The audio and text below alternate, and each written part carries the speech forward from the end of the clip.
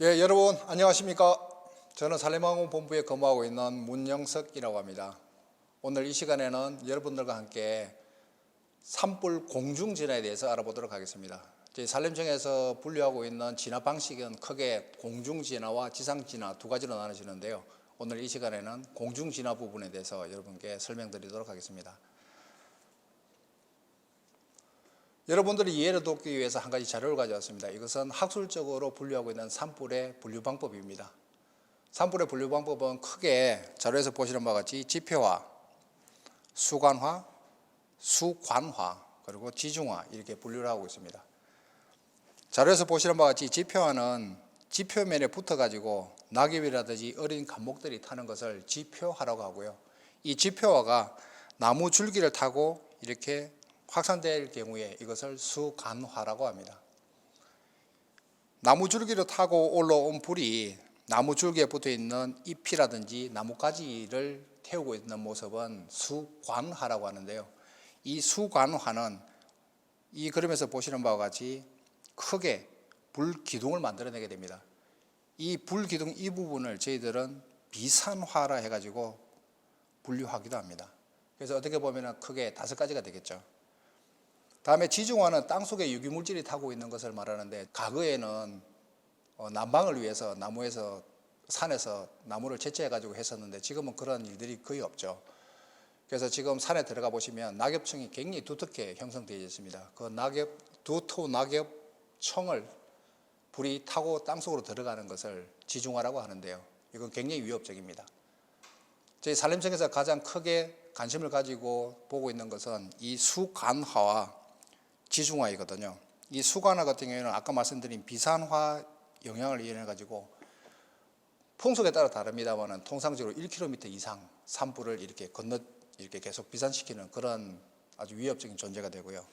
지중화 같은 경우에는 지표면에 있는 불을 다 껐다고 해서 저희 진화 자원들이 다 철수하고 난 다음에 땅속에서 있던 그 불들이 계속 발화가 돼 가지고 지표화로 변해서 다시 재불이 일어나는 그런 영향을 주는 것이 이 지중화가 되겠습니다. 이 표에서 보시는 것은 저희 산림청에서 하고 있는 산불 분류 방법인데요. 앞에서는 학술적인 것이고 이것은 저희들이 산불에 어떻게 대응할 것인가 하기 위해서 만들어낸 산림청 나름대로의 산불 분류 방법입니다. 3단계를 기준으로 해가지고 2022년 4월 이전까지는 대형 산불 개념까지만 있었습니다. 산불 3단계만 있었는데 2022년 4월부터 산불 4단계 국가 총력 대응 개념이 다시 새롭게 도입이 됐습니다. 이 도입된 배경이 뭐냐? 2022년 3월에 발생된 울진 산불 때문입니다. 이 울진 산불은 과거에 한 번도 경험해보지 못한 아주 대규모 산불인데요. 피해 면적이 2만 923헥타르였습니다. 총 213시간 10일 동안 산불이 계속됐고요. 2만 923헥타르라는 느낌이 잘 안 오실 텐데 저희들이 10년 동안 10년 평균 피해 면적이 1087헥타르입니다. 1년에 1087헥타르 정도 평균적으로 저희들이 산불로 인해 가지고 산림이 손실이 되는데 10일 동안에 2만 헥타르가 넘는 산림이 탔다는 것이죠. 그래서 산림청에서는 2022년 4월에 앞서 말씀드린 그런 새로운 개념들을 도입해 가지고 기후 변화에 의한 지구 온난화의 영향으로 산불은 앞으로 계속 대규모 대형화될 것이다. 이에 맞는 대응 태세를 갖추자 해 가지고 새로운 개념을 정립하고 지침도 마련하고 대응을 하고 있습니다. 이 울진 산불에 대해서 조금만 더 설명을 드리면 한 번도 경험해보지 못한 대형 산불이지만 어떤 면에서는 가장 산불 진화를 또 잘했다고 하는 또 저희들이 나름대로 긍지를 가지고 있는 산불인데요. 최초 울진 산불이 발화된 지점은 제가 표시하고 있는 이 지점 정도가 되고요. 그날 바람이 남서풍이 불었습니다. 산불이 이렇게 확산이 되어 갔죠. 현재 여기가 위치하고 있는 지점이 울진 원자력 발전소가 위치했던 지점입니다. 산림청 헬기와 유관기관 헬기들, 임차 헬기들을 이용해 가지고 저희들 방아쇠를 구축해 가지고 원전을 보호를 했고요. 현 지점은 울진 삼척 LNG 공장이 있는 곳입니다. 이쪽으로 가고 있는 산불도 저희들이 방화선을 구축해가지고 차단을 해가지고 LNG 공장을 지켰습니다. 밤사이에 바람 방향이 바뀌었습니다. 여기가 이 지점들이 사진에서 보시는 우리 조상님들께서 후손들에게 물려준 자연유산 건강 소나무 숲이거든요. 이것도 방화선을 저희들이 차단해가지고 효과적으로 소나무 군락지를 지켰습니다. 울진 산불은 한 측면에서 보면은 한 번도 경험해보지 못한 아주 초대형 산불이었지만 어떤 면에서는 효과적으로 진화자원들을 활용해가지고 소중한 국가의 시설과 조상님들께서 물려주신 자연유산을 지키는 아주 성공적인 그런 산불 작전으로 저희들은 인식하고 있습니다.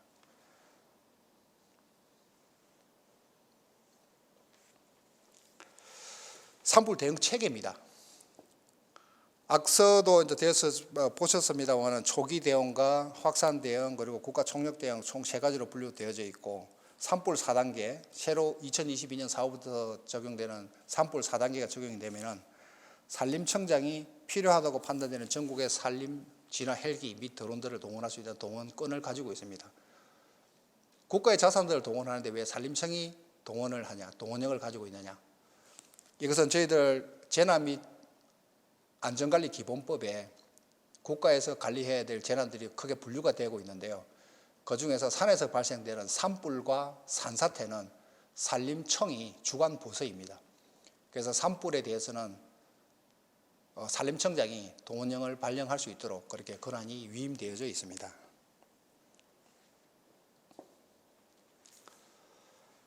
앞서 보신 것처럼 전국에 필요하다고 판단되는 헬기 및 드론들을 다 동원할 수 있다고 했는데 어떤 자원들이 있는지 간략하게 설명을 드리겠습니다. 저희 산림항공본부는 강원도 원주에 위치하고 있고요. 보유하고 있는 헬기 수는 총 48대입니다.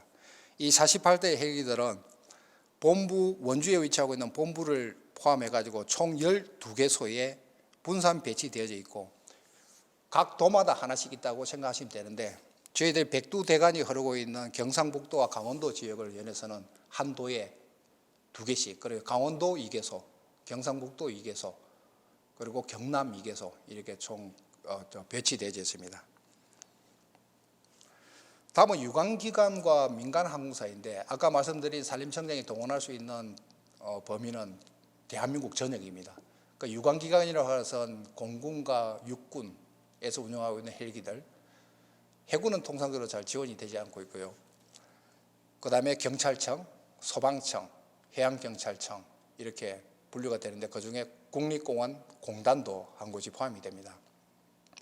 다음은 단체 민간항공사들인데요. 민간항공사들은 저희들이 동원령을 발령한다고 해서 오지는 않습니다. 대상이 되는 것은 국가 또는 지방자치단체에서 산불에 대응하기 위해서 저희가 계약을 해서 임시 쓰고 있는 헬기들이 있거든요. 통상적으로 매년 70여 곳 이상 한 도마다 수개씩 이렇게 군 단위로 배치가 되어 있습니다. 그 헬기들을 한 곳으로 집중할 수 있는 그러한 것이 그 민간항공사가 대상이 되는 자원들이 되겠습니다. 미국 같은 경우에는 서부 지역이 굉장히 산불에 취약합니다. 반대로 우리나라 같은 경우는 동해안 지역이 폐 현상 때문에 가장 취약하거든요.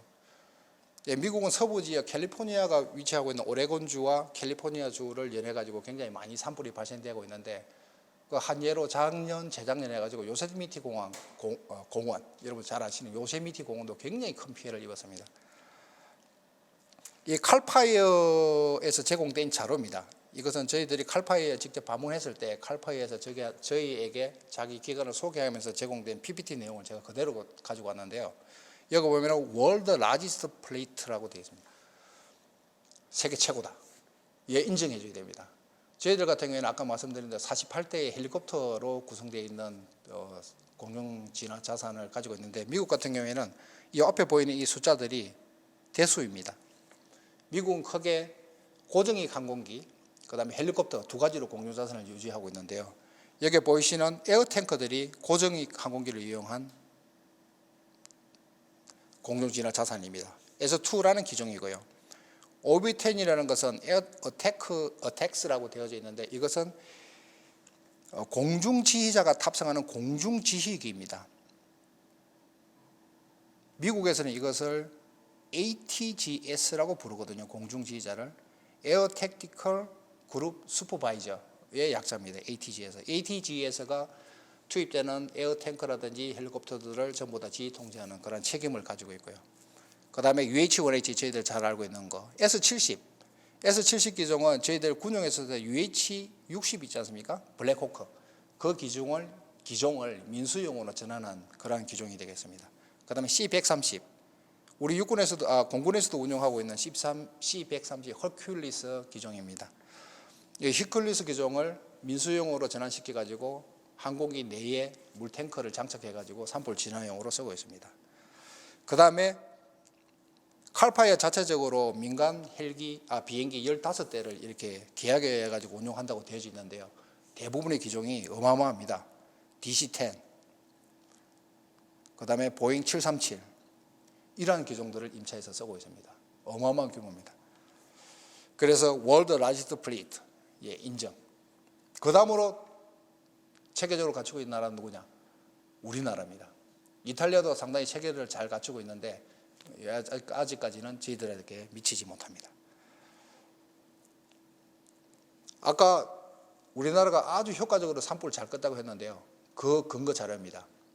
여기 보면은 연수는 우리나라 같은 경우는 2012년부터 21년까지고 미국이나 이탈리아 같은 경우에는 2011년부터 2020년까지로 되어 있는데 이 이유는 이 자료가 저희들 산림청에서 발간하는 산불 통계연보에서 가지고 온 자료인데 이걸 작성할 당시에 아직까지 미국이나 이탈리아에서 통계연보 작성되지 않아 가지고 최신 자료를 못 가져와서 그 전년도 거를 적용을 했는데요.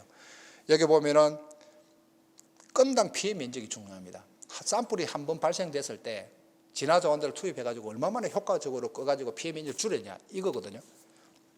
이탈리아 13헥타르, 미국 67헥타르, 한국 2헥타르입니다. 미국하고는 비교하지 말죠.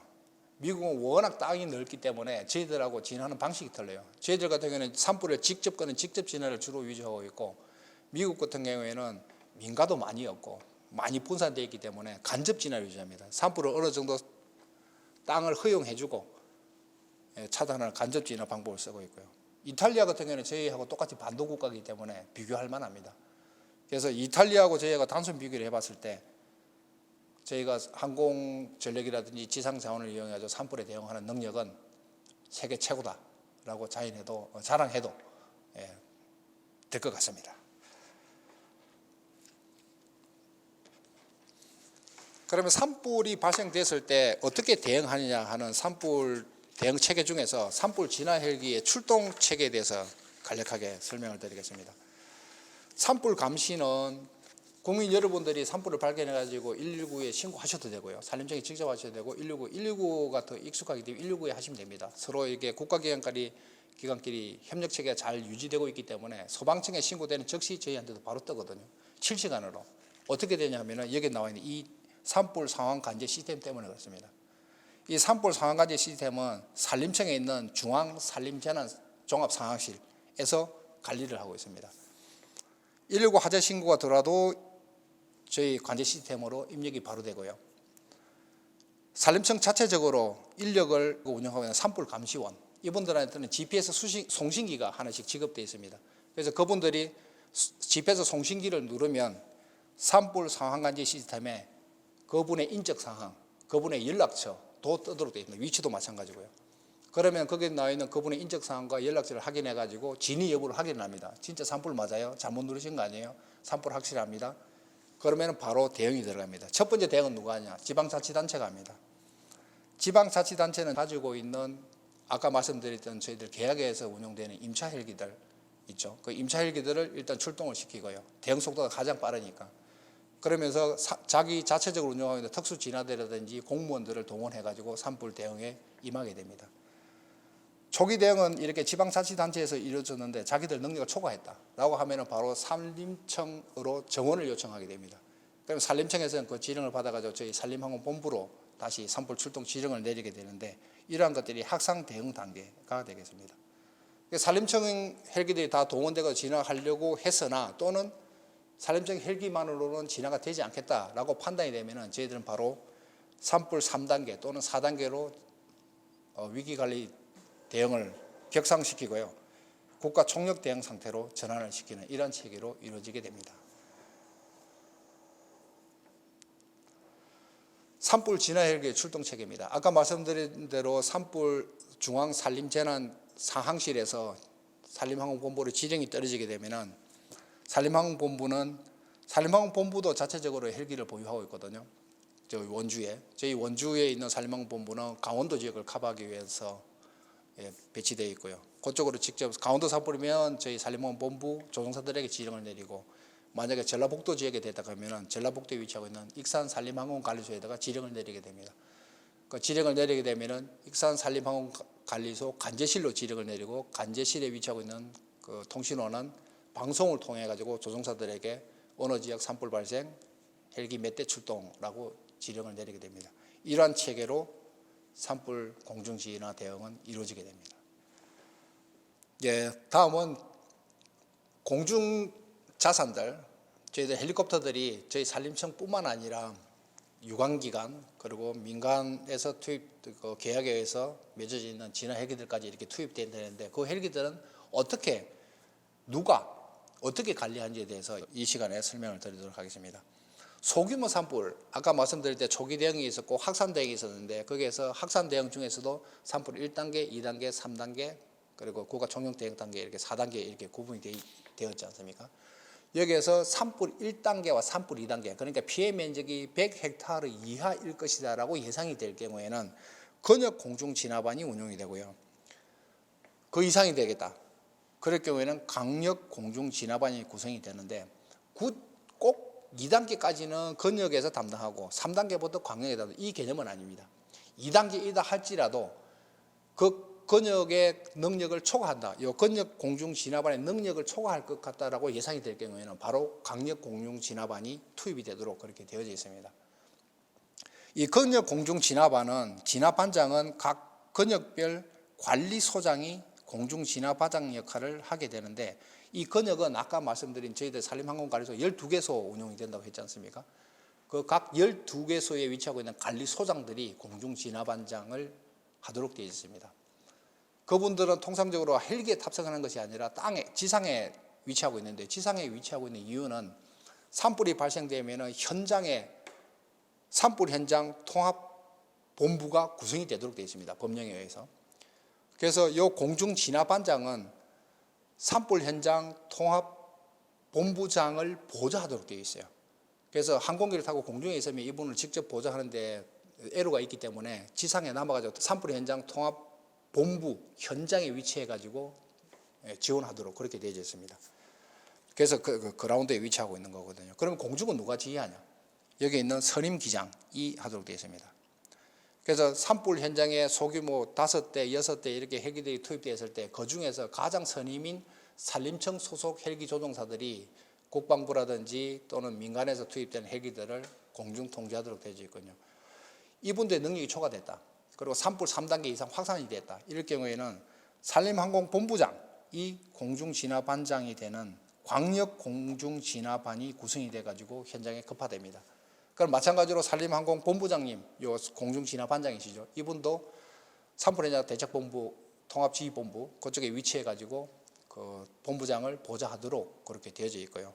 공중은 아까 선임기장이 했던 것은 공중통제관이라고 하는 전문 공중지휘자, 저희들이 양성한 사람 4분이 있거든요. 그분들에 의해서 헬기들을 공중지휘하도록 그렇게 구성이 되어 있습니다.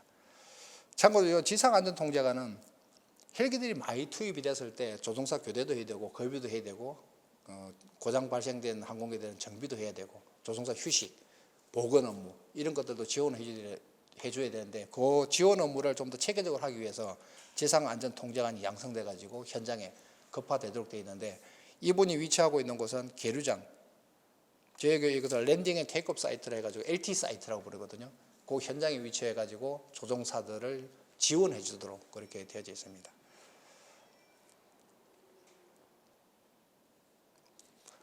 앞서 말씀드린 공중통제관 ACC, 에어 컨트롤 커맨더, 이것은 2023년 대한민국 최초로 저희들이 만들었거든요. 만든 이유가 뭐냐? 아까 말씀드린 울진 산불입니다.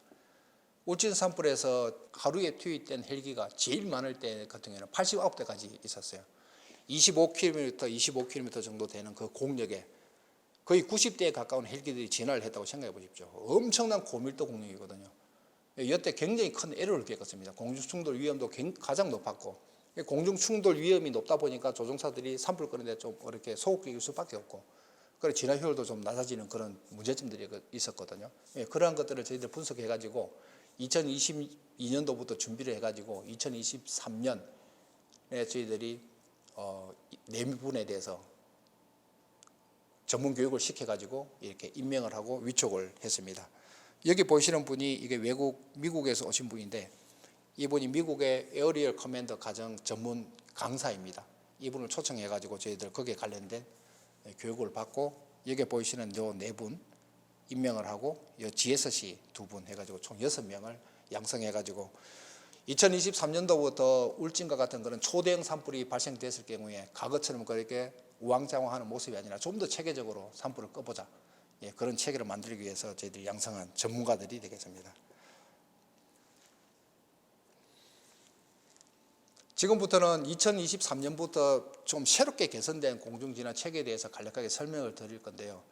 이게 2023년부터 새롭게 적용되는 이 이유가 아까 말씀드린 그 울진 산불 때문에 그렇습니다. 과거에는 저희들이 아까 자료도 보셨습니다만 건당 피해 면적이 2헥타르밖에 안 될 정도로 굉장히 산불에 대응을 잘한 국가였어요. 열흘 동안 2만 헥타르씩이나 되는 산불을 이렇게 초대형 산불을 접하다 보니까 과거에 있는 지휘 체계, 공중 진화 체계로는 안 되는 겁니다. 그래서 앞으로 계속 기후 변화에 의해 가지고 산불은 대응화될 것인데, 기존에 있던 체계 가지고는 먹히질 않으니 바꿔보자 해가지고 저희들 2022년도 1년 동안 굉장히 많은 연구를 해가지고 만들어낸 산불인데, 완성도는 100% 아닙니다. 앞으로 저희들이 계속 발전시켜 나가야 될 부분들이거든요.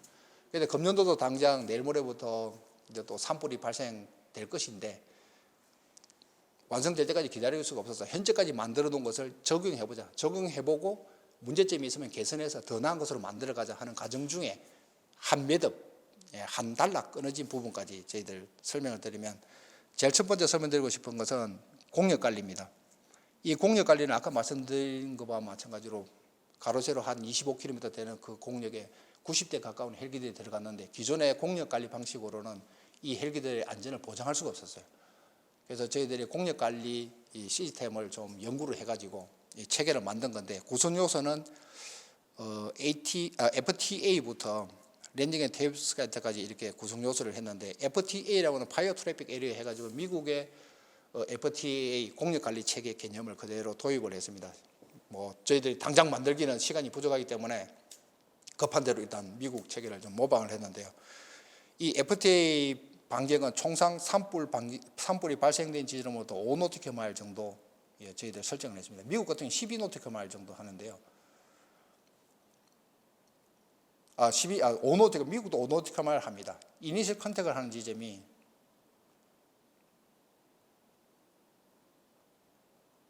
12노티컬 마일 지점이 되거든요. 그런데 저희는 5노티컬 마일로 적용을 했어요. 이걸 컨택 라인을 5노티컬 마일로 껐는데, 이 이유는 미국 같은 경우에는 고정익을 운용하기 때문에 비행 속도가 헬기보다 훨씬 빠르지 않습니까?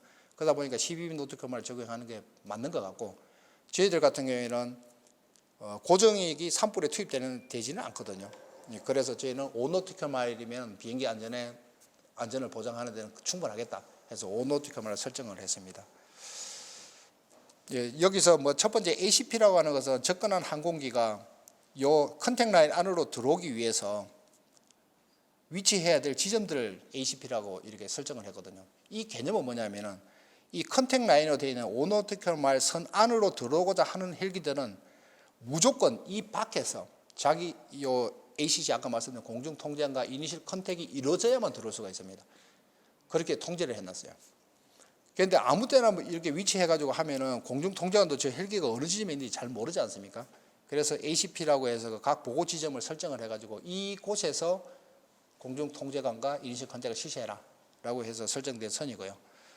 요 ACP로부터 랜딩 사이트까지 비행 항로들을 설정해 가지고 이 구역만 이 항로만 이용해 가지고 이동하도록 했습니다. 그래서 조종사들이 산불 진화에 투입돼 가지고 산불 진화 임무를 수행하는 헬기들은 다른 트래픽과의 어떤 공중 충돌에 대한 불안감 없이 산불 진화에 전념할 수 있도록 비행 항로를 설정해 가지고 그 이외의 지역으로는 비행해서는 안 된다라고 이렇게 설정되어 있는 그런 것들이 되겠습니다.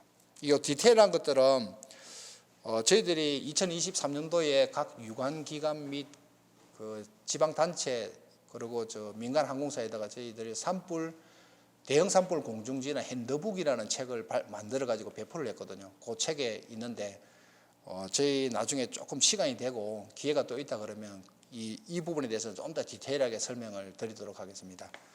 다음은 콜사인입니다. 이 호출보는 무선을 수행을 할 때 간략하게 하고 누가 들었을 때 저 비행기 누군지 인지할 수 있도록 이렇게 콜사인이 부여되는 게 가장 좋거든요. 물론 군용기는 뭐 예외사항이 되겠고요. 저희들 산림청과는 포펫을 사용했어요. 포레스트 페트롤이라는 거기에서 앞머리 글자만 따가지고 포펫 이렇게 저희들은 콜사인을 사용했고요. 육군 같은 경우에는 얼룩무늬 이렇게 되다 보니까 얼룩수라는 콜사인을 썼고 공군의 상징 보라매라는 콜사인을 사용했고요. 그 다음에 경찰이나 소방 같은 경우에는 경찰은 폴리스, 소방은 무슨 파이어, 해양경찰은 코스트가드 이렇게 해가지고 2022년까지는 각자의 주파수 콜사인을 사용을 했습니다. 그런데 문제는 뭐냐면은 임차 헬기들 같은 경우에 지방자치단체와 계약을 맺어가지고 들어온 임차 헬기들 같은 경우에는 임차라는 용어를 썼어요. 공주시에 임차가 된 계약된 헬기 같은 경우에는 공주 임차, 원주시에 대다가 원주 임차 이렇게 썼거든요. 그런데 임차라는 말이 어감이 좋은 건 아니지 않습니까?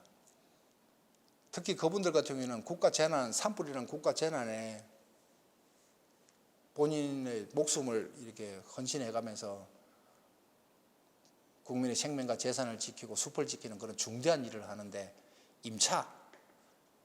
그래서 저희 산림청에서 2023년부터 이것을 그분들의 긍지도 좀 높여주고 무전교신할 때 좀 더 명확하고 알아듣기 쉽게 만들자 해서 익숙한 용어 로미오로 바꿨습니다. 그래서 이제 2023년부터 적용되는 콜사인은 산림청은 기존에 있던 폴펫이라는 용어를 그대로 사용하고요. 그 다음에 소방과 경찰, 아까 말씀드린 소방은 파이어, 경찰은 폴리스, 해양경찰은 코스트가드 이렇게 하다 보니까 너무 중구난방이에요. 그래서 이것을 한때 묶을 수 있는 콜사인이 뭐가 있을까 해서 저희들이 만들어낸 게 불사조, 피닉스라고 저희들 호명을 했습니다. 살아서 돌아와라, 피닉스.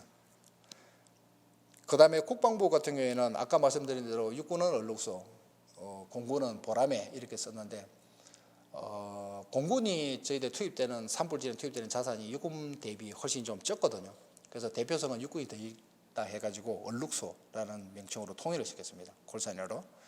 그 다음에 아까 말씀드린 임차 헬기들 같은 경우에는 로미오 해가지고 호출보를 4개로 딱 통일을 시켰어요. 그 이상의 콜사인은 앞으로 없습니다.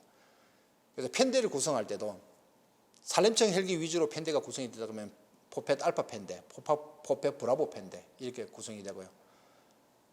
경찰과 소방으로 혼용되어 있다 하면 경찰이 많든 소방이 많든 상관없이 그것은 피닉스 제대, 피닉스 알파, 피닉스 브라보, 피닉스 차리 펜대 이렇게. 그 다음에 국방부 같은 경우는 얼룩소, 그 다음에 민간 항공사 위주로 이렇게 구성되어 있는 펜대 같은 경우에는 로미오 알파 펜대, 로미오 브라보 펜대 이렇게 호명하도록 저희들이 정립을 시켰습니다. 다음은 임무 브리핑입니다. 조종사들에게 임무 브리핑은 굉장히 중요하거든요. 내가 수행해야 될 임무가 뭐고 거기에 소요되는 연료는 얼마나 들어가고 그 기상 조건은 어떻고 이런 것들을 분석해서 본인들의 운항 계획을 수립해야 되는데 지금까지 저희들 산림청 같은 경우에는 임무 브리핑을 솔직히 해드리지를 못했어요. 그 이유는 저희들이 하고 싶어도 할 수가 없었어요. 왜냐하면 산림청 같은 경우에도 각 지역에서 이렇게 12개 관리소에서 한 곳으로 집결이 되고 군도 마찬가지로 각각 기지에서 이렇게 투입이 되고요. 소방도 마찬가지고 지방자치단체에 있는 로미오 헬기들도 다 마찬가지고 각각의 위치에서 이렇게 규합이 되는데 그 분들이 오시면 산불에 투입돼가지고 산불 끄기 바쁘지 앉아가지고 브리핑 받고 뭐 할 수 있는 여건들이 되지를 못했어요. 그 다음에 또 한 가지는 과거에는 이렇게 대규모 큰 산불들이 없었기 때문에 솔직히 그렇게 하지 않아도 안전하게 잘 돌아갔어요. 그런데 2022년 11건의 대형 산불이 발생했거든요. 울진 산불을 포함해가지고. 이무 브리핑 없이는 이제는 안전을 보장할 수 없는 상황이 되어버린 겁니다. 그래서 저희들이 이무 브리핑을 그분들에게 어떻게 정보를 제공해가지고 안전하게 비행할 수 있도록 그렇게 할까라고 고민해가지고 총 5개의 이무 브리핑을 만들었어요. 그래서 크게 두 가지로 이제 분류되는데 출동 전 브리핑, 그 다음에 현장 브리핑, 이게 크게 두 가지로 나고, 이 출동 전 브리핑은 저희들 산림청 홈페이지, 산림환경본부 홈페이지를 이용해가지고 정보를 제공하는 거, 그 다음에 저희들 밴드, 네이버 밴드를 이용해가지고 밴드에다 계속 산불 관련 정보들을 업데이트 시켜가지고 그걸 보시고 하도록 되어 있는데, 출동 전 브리핑은 직접 브리퍼가 브리핑 해주는 게 아니에요. 우리가 올려준 자료를 그분들이 접속을 해가지고 눈으로 본인 스스로 확인해야 되는 브리핑입니다. 그래서 그분들이 눈으로 직접 확인하는 데 있어서 정보의 부족함이 없도록 저희들 충실하게 자료를 올려드릴 책임이 있는 거죠. 그 다음에 현장 브리핑은 총 3가지. ACC 브리핑과 GSC 브리핑, 그리고 줌 브리핑, 이렇게 3가지로 나눠지는데요. ACC 브리핑은 공중 브리핑입니다. ACC는 공중에 떠 있는 공중 통제관이지 않습니까? 그래서 유관기관이라든지 어떤 그 로미오 헬기들이 접근을 하게 되면은 아까 말씀드렸듯이 FTA 구역, 오노티컬 마일 밖에서 이니셜 컨택을 해야 된다고 했죠. 했는데 이 헬기는 바로 현장에 투입할 수 있는 준비가 되어져 있어요. 그리고 지금 공력이 복잡하지 않아서 투입시켜도 될 것이라고 이 ACC가 판단을 했어. 그럴 경우에는 공중에 채공하고 있는 그 순간에 ACC가 이 헬기에게 브리핑을 해주는 겁니다. 지금 산불 상황은 어떻고, 장애물은 어디에 있고, 투입될 헬기들은 어떻고, 당신의 타겟은 어디고, 담수지는 어디다. 그리고 당신이 합류해야 될 팬대는 어디에, 어떤 팬대인데 지금 현재 어디에 위치하고 있다. 이런 디테일한 정보들을 줘가지고 바로 현장에 투입해가지고 임무 수행하는데 지장이 없도록 해주는 ACC 브리핑. 그 다음에 GSC 브리핑인데, GSC는 아까 제가 설명드린 LT 사이트에 있는 분이라고 했지 않습니까? 랜딩 업 테이크 사이트, 이착륙장, 계류장에 있는 분입니다. 접근을 헬기가 들어왔어요. ACC와 이니셜 컨택을 했는데 ACC가 이분을 산불 현장에 투입시켜 줄 수 있을 정도로 공력이 만만치가 않아. 그럴 경우에 홀딩을 시킬 필요가 있어요. 그런데 그럴 경우에 홀딩을 시키는 것보다는 차라리 LT 사이트로 가가지고 브리핑을 받고 올라와라. 내가 당신에게 브리핑 해줄 시간적 여유가 없으니. 그럴 경우에 첫 번째. 두 번째는 물버킷을 달고 이렇게 오면 시간이 많이 걸리거든요. 그래서 기체 내부에 싣고 와요. 그래서 싣고 와서 산불 현장에 착륙해가지고 기체 밖으로 꺼내서 달고 산불에 투입되도록 이렇게 되어 있거든요. 이런 분들은 반드시 착륙을 해야 돼요. 그런 헬기들 같은 경우에는 바로 랜딩 사이트로 LT 사이트로 가도록 저희들이 그렇게 설계가 되어 있습니다. 그래서 LT 사이트에 착륙을 하게 되면은 착륙한 조종선의 시동을 끈 다음에 GSC를 찾아가지고 그분한테 임무 브리핑을 받도록 하는 지상 브리핑, 이것이 GSC 브리핑입니다. 다음은 줌 영상 미팅, 영상회의 브리핑인데요. 이 줌은 저희들 영상회의 시스템이 여러 가지가 있는데 저희 산림본부는 줌에 회원가입을 해가지고 영구적으로 쓸 수 있는 아이디가 있거든요. 예, 그걸 이용하는 겁니다. 이 줌 영상회의 브리핑이 필요한 이유는 산불 당일날은 크게 필요가 없어요. ACC 브리핑 또는 GSC 브리핑을 통해서 다 해소가 되는데, 문제는 야간 산불로 진행돼 그 다음날 다시 재투입이 돼야 될 때, 이때 산림청 헬기들이 계류되는 위치, 국방부 소속 헬기들 또는 로미오 계약에 의해 가지고 들어온 이분들이 그 계류되는 위치는 각각 다르거든요. 이건 통제할 수가 없어요. 이분들을 각각 정처에 흩어져 있는 그분들에 대해서 브리핑을 야간에 모아가지고 한다는 건 현실적으로 불가능하거든요. 그래서 지금 뭐 시스템이 잘 발달되어 있으니까 영상 줌 시스템을 이용해가지고 하는 겁니다. 그러면 줌에 가입하려고 그러면 아이디도 알아야 되고 패스워드도 알아야 되지 않습니까? 그리고 줌 영상회의가 언제 일어나는지도 알아야 되고, 그런 것들은 아까 말씀드린 그 밴드에 정보를 계속 올려주기도 하고, 또는 ACC라든지 GSC가 브리핑을 통해 가지고 그 아이디와 패스워드, 오늘 줌 영상회의가 이루어지는 시간을 해주는데, 통상 ACC라든지 GSC가 산불 현장 대책본부에 가서 진화 전략에 대해서 설명을 듣고 공중 진화 반장으로부터 내일 공중 진화 헬기들은 어디를 집중적으로 산불을 끄라라는 임무를 이렇게 부여받은 다음에 이루어져야 되기 때문에 늦은 야간이라든지 이런 새벽이 될 수밖에 없습니다. 그래서 영상회의 시스템은 아주 효과적으로 쓸 수 있는 방법이 되겠죠. 지금 여기 저 오른쪽에 대형 산불 공중지나 핸드북 이렇게 제가 띄워놨는데, 이게 아까 말씀드린 대로 공력 관리라든지 산불을 어떻게 끄는지에 대한 아주 디테일한 내용을 담아놨어요. 이것은 저희들이 유관기관이라든지 그 지방자치단체에 소속되어 있는 민간 항공사들을 모아서 여행연수도 하고 토론도 하고 이렇게 하면 참 좋겠지만, 그걸 할 수 있는 현실적 여건이 안 되거든요. 그런데 우리는 임무를 수행해야 되고 안전해져야 되고 산불 진화 효율도 높여야 되고, 방법을 찾아낸 것이 모을 수 없다면 우리가 가지고 있는 정보를 주자. 그래가지고 핸드북을 만들어가지고 우리가 알고 있는 지식들, 그리고 산불 진화, 공중 진화에서 이루어지고 있는 절차와 순서들을 이 책에 담아가지고 다 배포를 했습니다. 그럼 얼마 전에 그 책을 통해 가지고 공부를 할 수 있도록 했는데, 이것도 2023년에 최초로 적용되는 것이라서 여러분들에게 자랑하고 싶어서 올렸습니다. 다음은 그 책에 수록되어 있는 내용 중에 하나인데요. 이것도 2023년도에 설정된 방법인데, 여러분들이 들으시면 어메이징, 아직까지 저것도 안 돼 있어 라고 이렇게 조금 의아해 하실지도 모르지만, 솔직히 얘기해서 저희들 같은 경우에는 산불이 그렇게 대규모 산불은 많이 없었거든요. 그러다 보니까 이 산불을 이렇게 뭐 하두, 어깨, 몸통, 다리, 꼬리 이렇게 나눌 필요가 없었어요.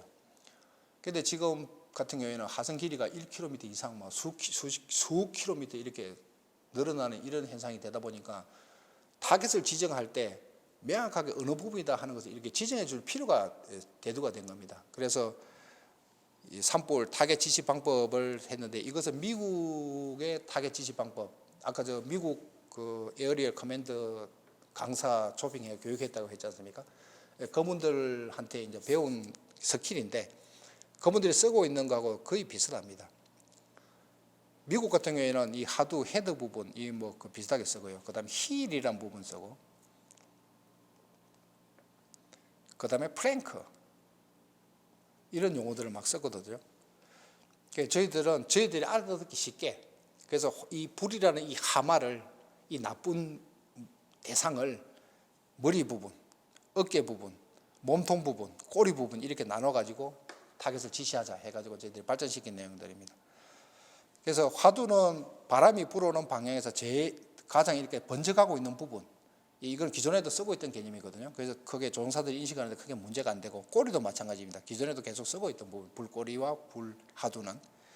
그 다음에 이 좌측 어깨 같은 경우에는 화선이 이렇게 일직선으로 쭉 되고 있으면 그냥 몸통 이렇게 해가지고 부르면 되는데, 이렇게 수평으로 이렇게 산의 뭐 지형의 어떤 모습이라든지 이런 게 따라 이렇게 형성될 경우도 있거든요. 그럴 경우에는 이것 부분은 어깨 부분, 수평되게 이렇게 흘러가는 화선들은, 그다음에 수직에 가까운 부분들은 몸통 이렇게 해가지고 타겟을 지시하도록 그렇게 되어 있는데, 이 지시하는 방법에는 여러 가지가 있어요. 지금 말씀드린 것처럼 뭐 좌측 어깨 4분의 1 지점을 타겟해 주세요, 뭐 이런 식으로 지시할 수도 있고, 그다음에 콤파스 방위 방법, 기술을 중심으로 해서 뭐 좌측 10시 방향, 뭐 우측 2시 방향 이런 식으로 해가지고 그 시계 방위법을 할 수도 있고요.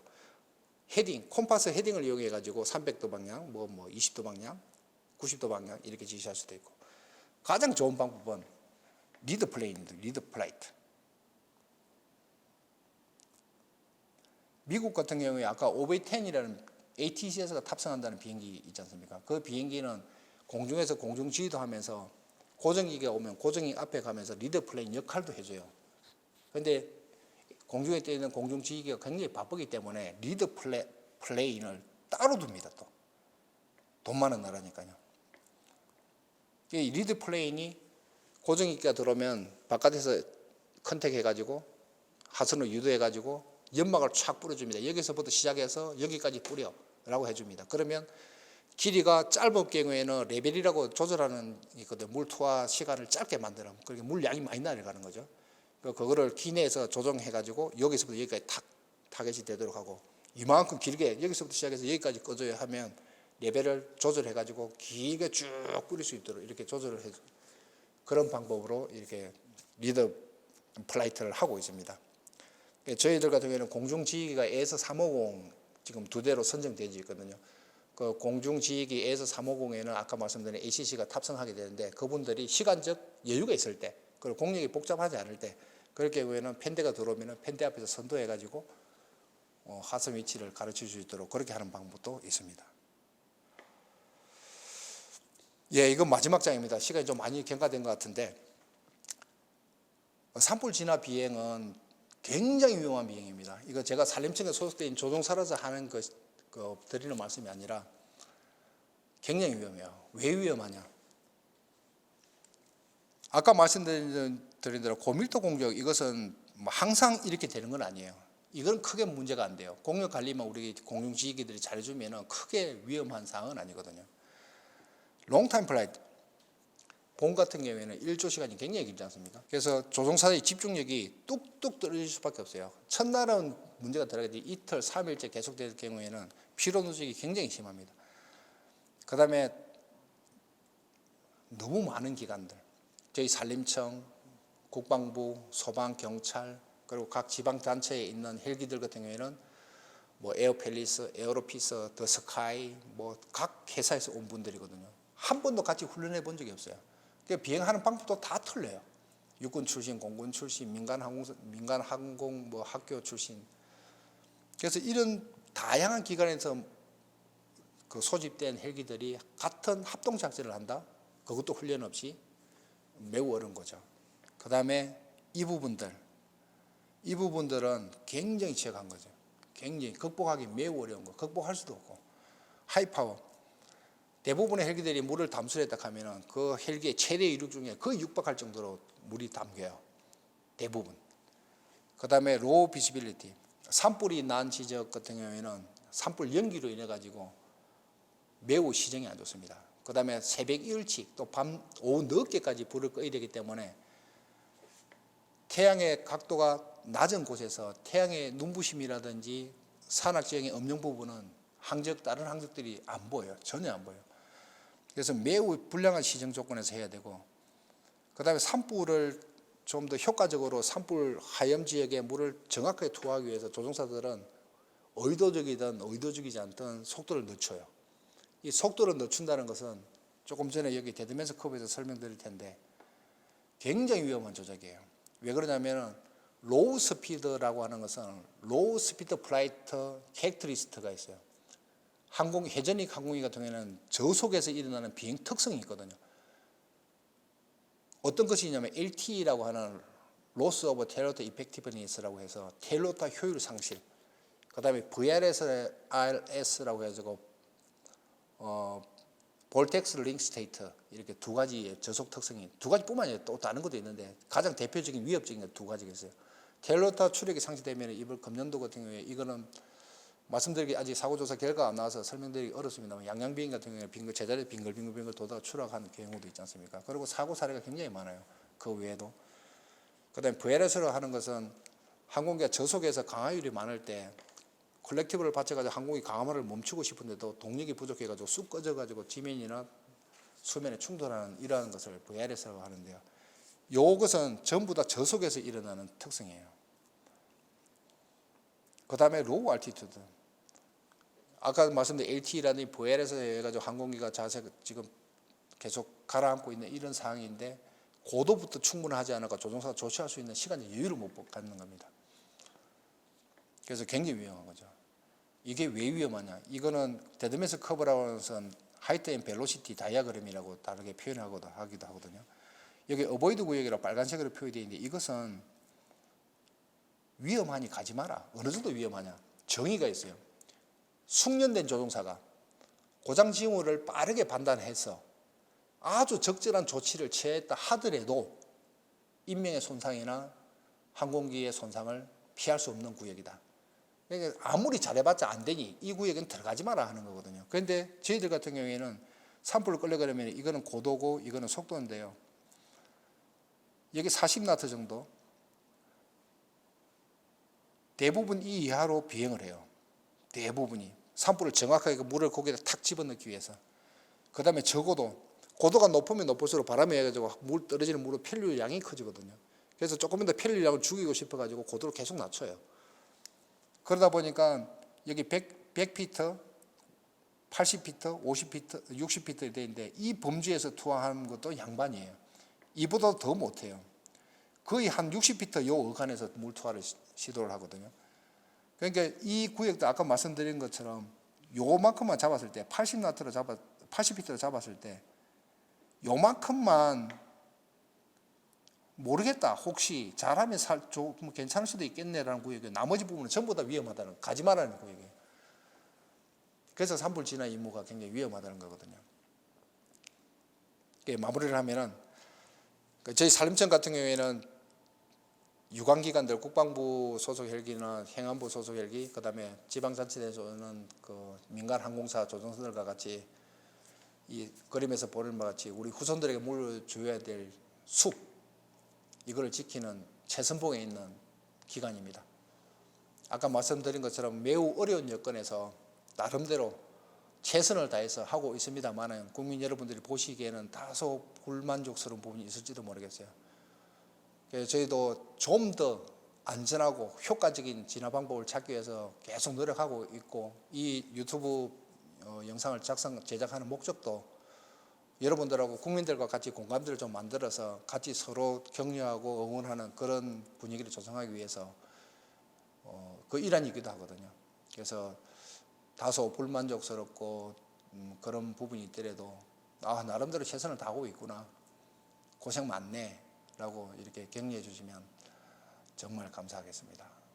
다음 시간에는 더 유익하고 좋은 내용 가지고 여러분들 찾아뵙도록 하겠습니다.